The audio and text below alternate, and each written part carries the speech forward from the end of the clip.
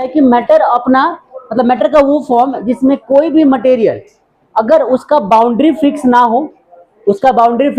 ना हो और जो किसी भी कंटेनर में रखें तो उसका शेप ऑक्यूपाई कर ले और जिसका वॉल्यूम फिक्स्ड हो, मतलब कि जिसका वॉल्यूम क्या हो, फिक्स्ड हो, लेकिन इसका शेप फिक्स्ड ना हो। जिस कंटेनर में हम इसको रखेंगे उसी का क्या करेगा, शेप ऑक्यूपाई कर लेगा। तो उस टाइप के मैटर को हम नाम देते हैं लिक्विड। क्या नाम देते हैं? चूंकि ये फ्लो कर सकता है जिसको एक और नाम है क्या, फ्लूइड। लिक्विड और गैस दोनों ही फ्लो कर सकते हैं, इसलिए हम इनको क्या बोलते हैं, फ्लूइड कहते हैं। एक चीज और क्या है, इनकी प्रॉपर्टीज में आता है पहला पॉइंट क्या, कि इनका बाउंड्री फिक्स नहीं होता है इसीलिए फ्लो कर पाते हैं। दूसरा कि ये मतलब कि मतलब कंप्रेसिबिलिटी की अगर हम बात करते हैं तो सॉलिड्स और लिक्विड्स के कंपैरिजन में लिक्विड को ज्यादा कंप्रेस किया जा सकता है। अगर हम बात करते हैं कि इंटरमोलिकुलर अट्रैक्शन फोर्स की, तो जो लिक्विड्स होते हैं उनमें अट्रैक्शन फोर्स कम होता है एज कंपेयर टू सॉलिड्स। जैसे कि हमने देखा है कोई भी एक मटेरियल है हमारे पास, ठीक है, अब ये सॉलिड है, इसके पार्टिकल को तुम कितना भी हवा में उछालो, कहीं भी फेंको, कुछ भी करो, तो क्या होता है कि इसके पार्टिकल्स अलग अलग नहीं होते हैं। लेकिन अगर हम लिक्विड्स को ऐसे हवा में उछाल दे, सब फैल जाएंगे, ड्रॉप ड्रॉप अलग अलग हो जाएंगे ना।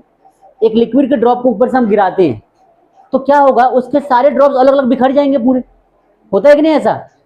ऐसा इसलिए होता है क्योंकि उनके पार्टिकल्स के बीच में अट्रैक्शन फोर्स बहुत कम होता है, सारे ड्रॉप अलग अलग हो जाएंगे। अट्रैक्शन फोर्स तो है नहीं कि पार्टिकल को पास पास रख सके। लेकिन अगर हम बात करते हैं सॉलिड की, तो सॉलिड में क्या होता है, कहीं से भी गिरा दो, ये जैसा है वैसा ही नीचे गिरेगा। क्यों? क्योंकि इसके पार्टिकल्स के बीच में जो अट्रैक्शन फोर्स है उतना ज्यादा है कि इन पार्टिकल्स को बांध के रखता है और फिक्स शेप करके रखता है इसका।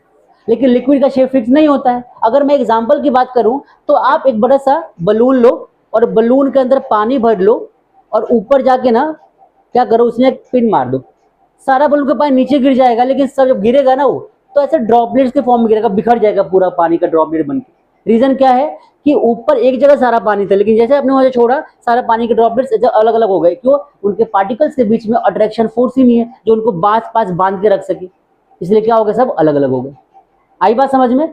तो जो लिक्विड्स होते हैं, लिक्विड्स के पार्टिकल्स के बीच में अट्रैक्शन फोर्स कम होता है एज कंपेयर टू सॉलिड्स, इसलिए लिक्विड क्या होता है, फ्लो कर सकते हैं, इसलिए लिक्विड को हम कंप्रेस कर सकते हैं। आपने देखा होगा दूध की थैलियां जो घर में हमारे आती है, उनमें क्या होता है कि पूरा दूध भरा होता है, फिर भी हम दबाएं तो दब जाता है ना।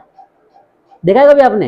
एग्जाम्पल की बात करें तो 2 मिनट मैं इसमें प्रैक्टिकल करता हूँ, ठीक है, एक बार ध्यान से देखना, एक बार होल्ड करना, पानी लेकर आता हूँ। पहले देखो कंप्रेसिबिलिटी का मतलब क्या था, पहले समझो आप। देखो पहले समझ लो कंप्रेसिबिलिटी होता है क्या, किसी चीज को कंप्रेस करना।